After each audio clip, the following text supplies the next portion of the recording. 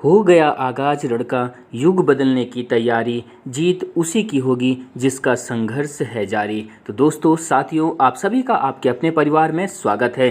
तो ऐसे माहौल में यूपी ट्रिपल एससी ने एक नोटिफिकेशन जारी किया, यूपी ट्रिपल एससी पेट परीक्षा का, जिसके तहत जो भी समूह ग की भर्तियां होंगी, जो भी ग्रुप सी की भर्तियां होंगी, उस पेट परीक्षा के माध्यम से ही गुजारी जाएंगी। मतलब कि आप यूँ समझो कि प्री परीक्षा आपको पहले देना होगा, उसके बाद जो भी समूह ग के अंतर्गत यूपी की वैकेंसी आएंगी, यूपी की भर्तियां आएंगी, उस पेट परीक्षा के मार्क के आधार पर भर्ती की जाएंगी। तो उसी प्री परीक्षा का, उसी पेट परीक्षा का आगाज हुआ है, उसके फॉर्म भरने की डेट आ चुकी है। तो आप अब भी यदि अपने घर में बैठे हुए हैं, पढ़ाई को रोके हुए हैं, तो ये वक्त आ गया है, क्योंकि अगले साल इलेक्शन है और इनको अपना काम भी दिखाना है। तो ये भर्ती तो होना निश्चित है, इसलिए पढ़ाई को पूरे जोश और लगन के साथ जुड़ जाइए, अपने परिवार के साथ जुड़ जाइए। अभी भी सब्सक्राइब नहीं किया है तो सब्सक्राइब कर लीजिए, क्योंकि यहाँ पर आपके परीक्षा संबंधित सभी बातें बताई जाएंगी और तैयारी भी कराई जाएगी। तो चलते हैं आज के नोटिफिकेशन पर। आज का नोटिफिकेशन जो यूपी ट्रिपल एससी ने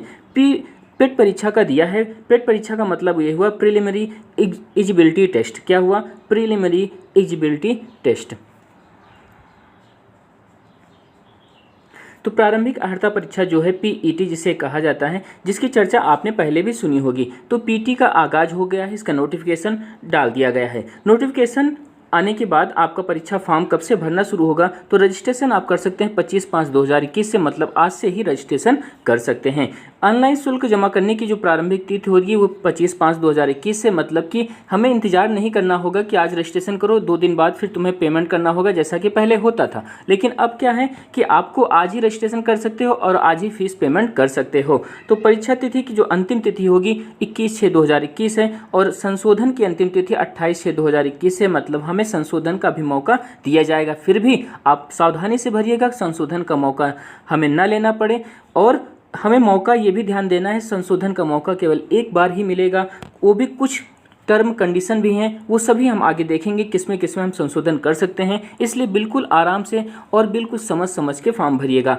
आगे हम विशेष बातें जो हम मुख्य बातें हमें जो जाननी है फॉर्म से संबंधित और सिलेबस से संबंधित, माइनस मार्किंग संबंधित, ओटीआर जो आप अभी रजिस्ट्रेशन चल रहा था, वन टाइम रजिस्ट्रेशन, उस सब आपको डिटेल से बताया जाएगा। तो चलते हैं आज के नोटिफिकेशन पर क्या महत्वपूर्ण बातें हैं। जैसा कि आपको डेट बता दी गई है, लास्ट डेट क्या है और स्टार्टिंग डेट क्या है, संशोधन की डेट क्या है, फीस जमा करने की डेट क्या है, सब आपको पता हो गया। तो ऑनलाइन भर्ती प्रक्रिया के बारे में आपको बताया गया है। उससे आगे हम बढ़ते हैं। जैसे कि अवधि के बारे में हमें डेट के बारे में बता दिया गया, वही बात यहाँ बताई गई है कि स्टार्टिंग 25 मई 2021 से होगी, 21 जून 2021 की मध्य रात्रि तक ये भरा जाएगा। तो आप आज से ही भरना स्टार्ट कर दीजिए, अंतिम डेट का इंतजार मत कीजिए। आगे है अर्हता परीक्षा अनिवार्य है ये, मतलब कि इसके अलावा इसके अंतर्गत जो भी समूह की भर्तियाँ अब आगे आएंगी वो आप प्री परीक्षा, मतलब इस पेट परीक्षा को क्वालिफाई करने के बाद इसकी मार्किंग के आधार पर ही आप मुख्य परीक्षा दे सकते हैं। यदि आपने पेट परीक्षा का फॉर्म नहीं भरा और पेट परीक्षा आप नहीं दे पाए तो आप अगला जो फॉर्म आएगा मेन का, वो आप नहीं भर पाएंगे। तो ये अनिवार्य है, इसे देना ही होगा। जिसमें लिखा है उत्तर प्रदेश अधीनस्थ सेवा चयन आयोग की परीक्षा में आने वाले विभिन्न विभागों के अंतर्गत चयन हेतु इच्छुक समस्त अभ्यर्थी द्वारा प्रारंभिक अर्हता परीक्षा प्रतिभाग किया जाना अनिवार्य है। आयोग द्वारा विज्ञापित किए जाने वाले किसी भी पद पर चयन हेतु मुख्य परीक्षा के लिए अभ्यर्थी को श्रेणीवार के अनुसार मेरिट शॉर्टलिस्टिंग उनके प्रारंभिक अर्हता परीक्षा के स्कोर के आधार पर की जाएगी, जैसा कि हमने अभी बताया। यदि किसी अभ्यर्थी द्वारा प्रारंभिक अर्हता परीक्षा में प्रतिभाग नहीं किया गया तो उसके द्वारा आयोग द्वारा आयोजित की जाने वाली किसी भी मुख्य परीक्षा हेतु आवेदन नहीं किया जा सकता है। इसलिए आपकी यह परीक्षा मेन है और इसे भरना जरूर है, क्योंकि आपकी परीक्षा इसी परीक्षा के माध्यम से मुख्य परीक्षा कराई जाएगी। आगे बोला ये गया है कि यह भी स्पष्ट किया जाता है कि मात्र प्रारंभिक परीक्षा के आधार पर ही किसी पद के सापेक्ष चयन के हेतु कोई दावा नहीं कर सकता। मतलब आप यदि प्री परीक्षा दिया, पेट परीक्षा दिया और आपके बहुत अच्छे मार्क आ गए और आपने मुख्य परीक्षा पास नहीं कर पाए, तो इस पर आप दावा नहीं कर सकते कि हमारा चयन क्यों नहीं किया गया। तो ये केवल आपको एक सीढ़ी दी गई है कि आप छत पर आ जाइए, फिर छत पर जो खेल होगा वो तो होगा ही। आगे है फिर आयोग की परिधि में आने वाले पद जो होंगे, उत्तर प्रदेश चयन आयोग की परिधि में आने वाले पदों का विवरण निम्नलिखित है। समूह ख और समूह ग के जो भी सीधी भर्ती के पद हैं वो सब इसमें शामिल कर दिए गए हैं। अगले महत्वपूर्ण जो बिंदु हैं, ग्रेड पे के बारे में बता दिया गया, कौन सा ग्रेड पे, किस ग्रेड पे के तहत इसमें भर्तियां होंगी। 5200 से 20,000 और ये 93,34,800। आगे हम बात करते हैं, मेन बातें पर ध्यान देते हैं, शैक्षिक अहर्ता। तो ये शैक्षिक अहर्ता जो हमारी योग्यता क्या होनी चाहिए, कितना हम पढ़े होना चाहिए। तो ये प्रारंभिक अहर्ता परीक्षा में हाई स्कूल या समकक्ष, तो हमें कम से कम हाई स्कूल या उसके समकक्ष कोई आपके पास डिग्री या डिप्लोमा या फिर इससे समकक्ष कोई आपके पास पढ़ाई का कागज हो, उसके शैक्षिक अहर्ता परीक्षा धारित करने वाले अभ्यर्थी आवेदन इसमें कर सकते हैं। एक बात और इसमें बताई गई, ऐसे अभ्यर्थी जिनके द्वारा आवेदन पत्र सबमिट करने की अंतिम तिथि से पूर्व हाई स्कूल या समकक्ष या उससे उच्च शैक्षिक अहर्ता धारण कर ली हो, मतलब जिस बेस पर आप फॉर्म भर रहे हैं वो डिग्री वो कागज आपके पास अंतिम तिथि से पूर्व होना चाहिए। आगे बात बताई गई है, अगला इसके आगे हम मेन बात पे चलते हैं। मेन बात इसकी क्या है, जैसे कि नोट में यहाँ दे दिएगा, इसको देख लेते हैं। हाई स्कूल उसके समकक्ष में कम अनिवार्य अहर्ता के ऐसे पद जो आयोग के परिधि में आते हैं, यदि उनका अधियाचन प्राप्त होता है तो उनके संबंध में आयोग के निर्णय के अनुसार अलग से परीक्षा, कौशल परीक्षा, शारीरिक परीक्षा आयोजित कराई जाएगी। मतलब कि आपको पेट देने के बाद जो भी मेन परीक्षा के लिए जिस भी पोस्ट के लिए आप होंगे उस पोस्ट के संबंधित जितनी भी जो भी योग्यताएं, जो भी अनिवार्यता होंगी वो बाद में आपसे करवाई जाएंगी। आगे हम बात करते हैं आयु सीमा की। सबसे महत्वपूर्ण बिंदु है आयु सीमा की, हम कौन कौन किस किस एज के लोग इसमें भर सकते हैं। तो सबसे स्पष्ट बात इन्होंने बोल दी है कि 40 वर्ष मैक्सिमम होनी चाहिए और मिनिमम जो होनी चाहिए 18 वर्ष होनी चाहिए। कुछ पद पर 21 साल भी होती हैं और कुछ में 18 साल भी होती है, इसलिए इन्होंने मिनिमम बोला 18 साल और मैक्सिमम है 40 साल, क्योंकि इस पेट की परीक्षा के माध्यम से कई सारी परीक्षाएँ होंगी, समूह ग और समूह बा की, मतलब कि ग्रुप सी और ग्रुप बी की बहुत सारी परीक्षाएँ होंगी, बहुत सारे पदों की परीक्षाएँ होंगी, इसलिए इन्होंने जो मिनिमम एज है वो 18 है, मैक्सिमम जो है 40 है। मेन बात हमें ये याद रखनी है, जो एज लिमिट होनी चाहिए, जो एज बर्थ होना चाहिए आपका DOB 30 जून 1981 के बाद और 1 जुलाई 2003 से पहले की DOB यदि आपके पास है तो आप इस पेट परीक्षा को भर सकते हैं। आपको ये बात समझ में आ गई, इस बात को आप नोट कर लीजिएगा और अपने DOB, अपनी डेट ऑफ बर्थ को मैच करा लीजिएगा। आप सबको ये बात समझ में आ रही है तो अभी भी यदि आप नए हैं तो ज़रूर चैनल को सब्सक्राइब कर लेना, क्योंकि यहाँ पर आपकी क्लासेस भी कराई जाएंगी UPSSC से संबंधित और सभी महत्वपूर्ण कंटेंट आपके लिए उपलब्ध कराए जाएंगे। अगला महत्वपूर्ण पॉइंट ये है, आयु सीमा की छूट से संबंधित बात करें तो जैसा कि सभी परीक्षाओं में छूट होती है 5 साल की, 3 साल की और विकलांग की 15 साल की, वो छूट आपके लिए उपलब्ध कराई जाएंगी। तो मेन बातें हम देख लेते हैं। जो भी परीक्षा संबंधित आयोजन की बात करें, जैसे परीक्षा आयोजन और पाठ्यक्रम संबंधित प्रारंभिक अहर्ता परीक्षा पाठ्यक्रम को सर्वसाधारण की सूचनार्थ की वेबसाइट पर 20 फरवरी 2021 को अपलोड किया गया था। मतलब जो उसका सिलेबस था वो 20/2/2021 को अपलोड किया जा चुका है। अभ्यर्थी के सूचना अर्थ इस विज्ञापन के अंत में पुनः संलग्न किया जा रहा है, मतलब इसके बाद में आपको यहाँ देखने को मिल जाएगा क्या हुआ था 20 फरवरी को।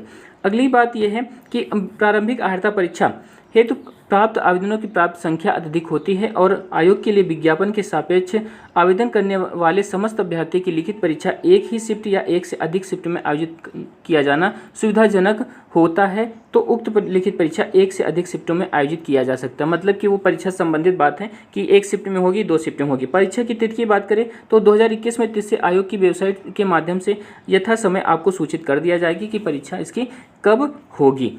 आगे स्कोर की बात करें, प्रारंभिक अहर्ता परीक्षा में प्रतिभाग करने वाले अभ्यर्थियों का स्कोर परीक्षा परिणाम आयोग की वेबसाइट पर अपलोड किए जाने की तिथि से 1 वर्ष तक मान्य होगा। मतलब कि आप जैसे वैसे समझ लें, टेट या सीटेट समझें कि आप जिस भी वर्ष परीक्षा देंगे और उस वर्ष जैसे ही आपके मार्क जो हैं वेबसाइट पर अपलोड कर दिए जाएंगे, उस दिन से 1 वर्ष तक ही आपके पास वो आपके मार्क मान्य होंगे। 1 वर्ष के अंतर्गत कोई वैकेंसी आती है तो आप उसमें अप्लाई कर सकते हैं, अन्यथा वो बेकार हो जाएगी, आपको दोबारा पेट परीक्षा देना पड़ेगा।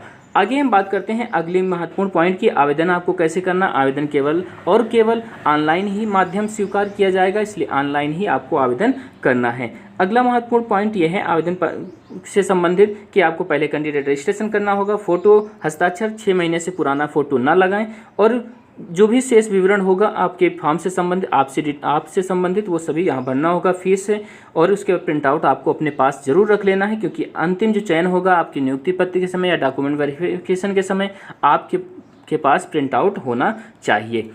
तो महत्वपूर्ण बिंदु हमने बताए। आगे और देख लेते हैं जो भी महत्वपूर्ण पॉइंट हैं कि रजिस्ट्रेशन संबंधित महत्वपूर्ण पॉइंट है कि आप जो भी भरें अपने कागज़ के अनुसार भरें, जो भी आपके पास हाई स्कूल इंटर के माध्यम से जो भी डिटेल है वो आप उस डॉक्यूमेंट को देखकर ही भरें, क्योंकि आपको एक ही बार संशोधन करने का मौका मिलेगा। आगे हम चलते हैं। फ़ोटो और हस्ताक्षर के बारे में हमने बता ही दिया कि फ़ोटो स्पष्ट होनी चाहिए। चश्मा आप यदि लगाते हैं तो आप चश्मा जो है रंगीन ना हो, मतलब उसका शीशा जो है रंगीन नहीं होना चाहिए, स्पष्ट आंखें दिखनी चाहिए और 6 महीने के भीतर का होना चाहिए। अगली बात जो महत्वपूर्ण ये है कि अभ्यर्थी का हस्ताक्षर संबंधित ये इसकी बताई गई है कि साइज़ ये होना चाहिए। अभ्यर्थी अपना फ़ोटोग्राफ इस साइज़ का रखना होगा। ठीक, इसके अलावा और जो महत्वपूर्ण बिंदु हैं उन पे हम चर्चा कर लेते हैं।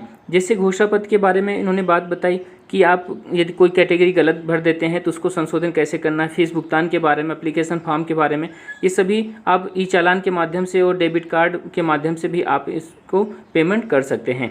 आगे सबसे महत्वपूर्ण पॉइंट ये आया कि आवेदन फ़ीस क्या है। तो आवेदन फ़ीस जो सामान्य वर्ग के लिए है वो 185 रुपये है, ओबीसी के लिए भी 185 रुपये, अन्य पिछड़ा वर्ग, अनुसूचित जाति के 95 रुपये और अनुसूचित जनजाति के लिए जो 95 रुपये रखी गई है। जो विकलांग जन है, जो विकलांग भाई बहन है, उनके लिए केवल 25 रुपये ही फीस रखी गई है।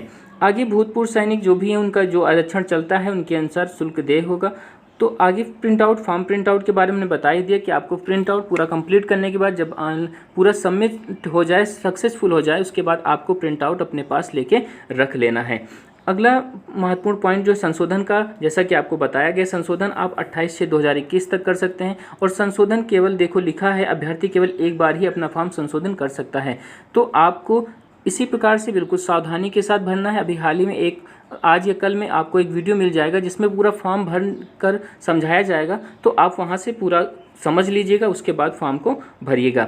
अगला महत्वपूर्ण पॉइंट ये है कि अभ्यर्थी के लिए महत्वपूर्ण अनुदेश यह है, उत्तर प्रदेश के आरक्षित श्रेणी के सभी अभ्यर्थी आवेदन में अपनी श्रेणी अवश्य अंकित करें। एक से अधिक आरक्षित श्रेणी का दावा करने वाले अभ्यर्थी को केवल एक छूट जो अधिक लाभकारी होगी अनुमान्य होगी। मतलब बहुत सारी कैटेगरी आप डाल देते हैं तो उसमें एक कैटेगरी को ही मान्य किया जाएगा जिसमें सबसे अधिक आपको लाभ हो, मतलब आपके ही हित की यहाँ पर बात की गई है। और भी महत्वपूर्ण पॉइंट है उनको हम बात कर ले। सिलेबस सबसे महत्वपूर्ण जो सिलेबस दिया गया है उस पर हम आगे चर्चा कर लेते हैं।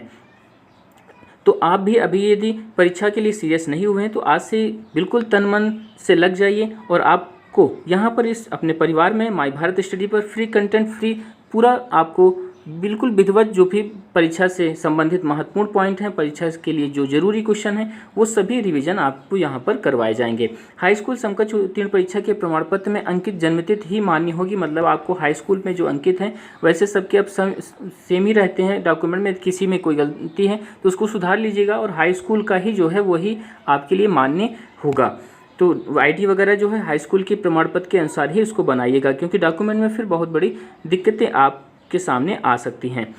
आगे हम बात करते हैं अगले महत्वपूर्ण पॉइंट पर कि और महत्वपूर्ण पॉइंट क्या हैं। जैसे परीक्षा से संबंधित सबसे महत्वपूर्ण पॉइंट, इसको आप स्क्रीनशॉट लेके रख लीजिएगा कि सिलेबस क्या है, क्योंकि मेन सिलेबस है और आपको अपने परिवार माई भारत स्टडी पर सिलेबस के अकॉर्डिंग ही आपको तैयारी करवाई जाएगी। डेली क्लासेज होंगी, बस आपका सपोर्ट चाहिए। पूरे जोश के साथ पहले दिन से अंत तक जब तक परीक्षा नहीं होती पूरी विधिवत क्लास होगी, प्रैक्टिस होगी, सब कुछ आपको यहाँ पर बिल्कुल निःशुल्क मिलेगा। इसलिए पंक्ति में बैठे अंतिम बच्चे तक आपको ये सूचना पहुँचाने की आपकी जिम्मेदारी है। इस वीडियो को जरूर शेयर कर दीजिएगा जिससे हर व्यक्ति, हर बच्चा, वो पढ़ने वाला जिसके माँ बाप के सपने पूरा करने की जुनून है, उनको ये वीडियो मिल जाए और उनकी तैयारी हो सके।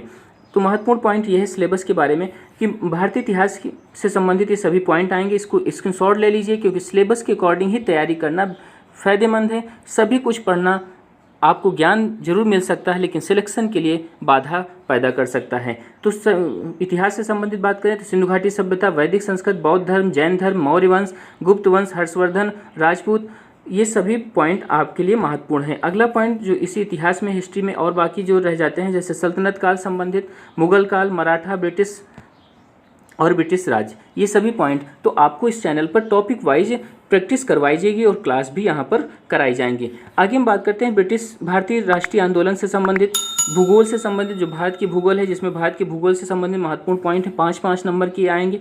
भारत और विश्व का भौगोलिक, नदियाँ, भूजल संसाधन, पर्वत, पहाड़ियाँ, हिमनद, मरुस्थल, खनिज संसाधन, भारत और विश्व का राजनीतिक भूगोल, जलवायु, मौसम, ठीक। जनसांख्यिकी परिवर्तन, ये सभी पॉइंट जो होंगे ये 5 नंबर के होगा। इतिहास जो बताया गया आपको वो भी 5 नंबर का होगा, और जो राष्ट्रीय आंदोलन बताए गए वो भी 5 नंबर के पूछे जाएंगे। भारतीय अर्थव्यवस्था से, इकोनॉमिक्स से संबंधित वो भी 5 नंबर का ही आएगा। आगे हम बात करते हैं संविधान से संबंधित, वो भी 5 नंबर का आएगा। सामान्य विज्ञान जो है, भौतिक विज्ञान, रसायन विज्ञान, जीव विज्ञान, ये भी 5 नंबर के पूछे जाएंगे। अंकगणित, मैथ से संबंधित बात करें तो मैथ में यही केवल चैप्टर बताए गए हैं, तो इनको आप बिल्कुल अच्छे से प्रैक्टिस करिए और आपको मैथ की बहुत बेस्ट क्लास आपको मिलने वाली है। बस आपका सपोर्ट चाहिए और आप विधिवत तैयारी करते रहिए घर पर बैठकर। तो सामान्य हिंदी से संबंधित 5 प्रश्न आएंगे, जिसमें ये सारे टॉपिक आपसे पूछे जाएंगे। संधि, विलोम, पर्यायवाची, वाक्यांश के शब्द, लिंग, भिन्नता, मुहावरे, सामान्य अशुद्धियाँ, लेखक, रचनाएं, गद्य पद्य दोनों संबंधित ये होंगी, है ना। सामान्य अंग्रेजी से संबंधित जो होगा वो 5 नंबर का आएगा, ठीक, जिसमें अंग्रेजी व्याकरण संबंधित प्रश्न पूछे जाएंगे और गद्यांश मतलब पैसेज जो होगा उससे संबंधित पूछा जाएगा। रीजनिंग की बात करें, तर्क और तर्कशक्ति की, उसमें से 5 नंबर आएंगे, जिसमें से ये टॉपिक आपके सामने रखें। स्क्रीनशॉट जरूर लेते रहिएगा, क्योंकि सिलेबस के अकॉर्डिंग ही आपको यहाँ पर क्लास मिलेगी और सिलेबस के अकॉर्डिंग ही मेहनत करना भी सही बात है। सबसे महत्वपूर्ण पॉइंट और सबसे ज़्यादा मार्क देने वाला ये 10 और 10 मतलब 20 नंबर का करंट अफेयर जो होगा, करंट अफेयर और स्टैटिक, ये दोनों पॉइंट जो हैं वो 20 नंबर के, दोनों टॉपिक से 20 नंबर का आपका पेपर पूछा जाएगा। इसलिए सबसे महत्वपूर्ण, सबसे स्कोरिंग सब्जेक्ट जो है वो करंट अफेयर और स्टैटिक है। और स्टैटिक की, करंट अफेयर स्टैटिक से संबंधित महत्वपूर्ण एक सीरीज हाल ही में स्टार्ट होने वाली है, जो बिल्कुल कतई जहर सीरीज होगी। अगला पॉइंट जो है अपठित गद्यांश से संबंधित 10, जैसे हिंदी में 5 था तो उसी में हिंदी में ही ये क्या है, ये 10 नंबर का ये आएगा, मतलब 15 नंबर की हिंदी हो जाएगी, ठीक। आगे हम बात करते हैं DI से संबंधित, जो ग्राफ से संबंधित जो क्वेश्चन आते हैं, है ना, वो होगा। और तालिका मतलब जो टेबल वाली DI एक आती है, वहाँ से 10 नंबर, ये 10 नंबर, ये परीक्षा आपको सिलेबस के अकॉर्डिंग तैयारी करना है और आपको अपने परिवार पर, माई भारत स्टडी पर पूरी तरह से सिलेबस के अकॉर्डिंग ही तैयारी कराई जाएगी और विद प्रैक्टिस, प्रीवियस पेपर, सब कुछ आपको यहीं पर मिलेगा। बस आपका सपोर्ट। नए हैं तो चैनल को जरूर सब्सक्राइब कर लेना, जिससे जो भी अगली नोटिफिकेशन आए और या फिर क्लासेस जब से स्टार्ट हो तो आपकी कोई क्लास मिस ना हो। एक अनुरोध है, तो जो भी ज़रूरतमंद है उन सब तक ये वीडियो जरूर पहुंचा दीजिएगा, क्योंकि वर्षों से, कई वर्षों से UPSSC का इंतज़ार था, जो अब वो घड़ी नज़दीक आती दिख रही है। तो आज की क्लास को यहीं पर रोकते हैं। जय हिंद, जय भारत।